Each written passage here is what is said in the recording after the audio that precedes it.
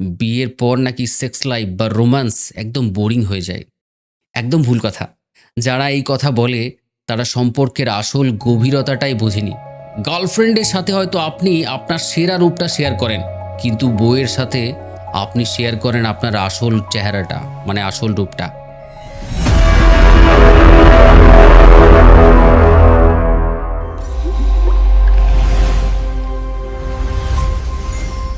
Breathe yourself to listen the truth with curiosity.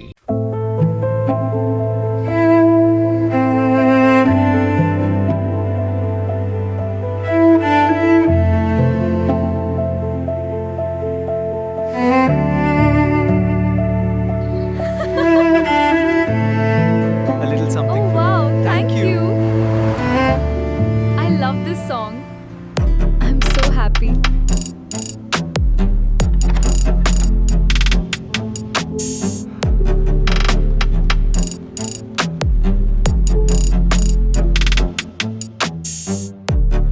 আচ্ছা, বুকে হাত দিয়ে একটা সত্যি কথা বলুন তো আজ। গভীর রাতে যখন একা থাকেন, বিছানায় এপাশ ওপাশ করেন, তখন কার কথা সবচেয়ে বেশি মনে পড়ে আপনার?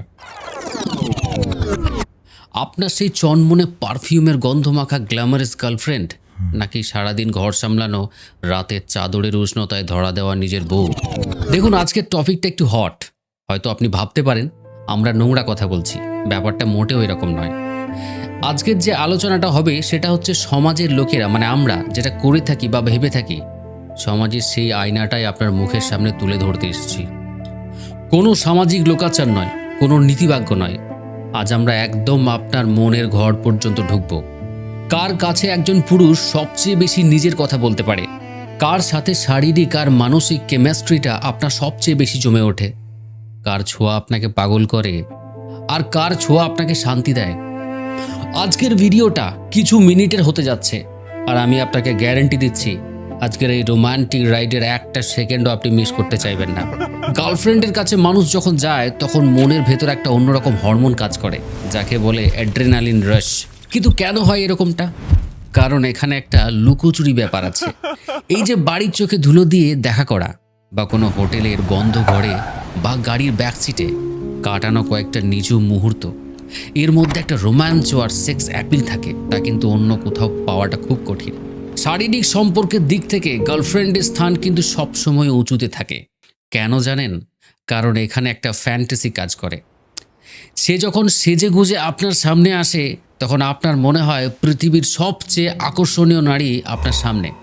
তার ঠোঁটের লিপস্টিক নষ্ট করা থেকে শুরু করে তার গায়ের সেই চেনা পারফিউমের গন্ধ, সব কিছুর মধ্যে একটা আলাদা রকমেরই ব্যাকুলতা থাকে। মনের যে গোপন ফ্যান্টাসিগুলো আপনি হয়তো সমাজের কাছে তুলে ধরতে পারেন না, সেগুলো কিন্তু গার্লফ্রেন্ডকে কানে কানে খুব সহজেই বলে দেওয়া যায়।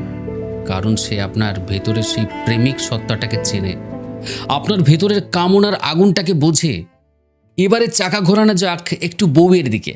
অনেকেই ভাবেন বিয়ের পর নাকি সেক্স লাইফ বা রোম্যান্স একদম বোরিং হয়ে যায়। একদম ভুল কথা। যারা এই কথা বলে তারা সম্পর্কের আসল গভীরতাটাই বোঝেনি। গার্লফ্রেন্ডের সাথে হয়তো আপনি আপনার সেরা রূপটা শেয়ার করেন, কিন্তু বউয়ের সাথে আপনি শেয়ার করেন আপনার আসল চেহারাটা, মানে আসল রূপটা। বউয়ের সামনে মেকআপের বালাই নেই, কোনো পারফিউমের মুখোশ নেই। সে আপনার ঘামের গন্ধটাও চেনে।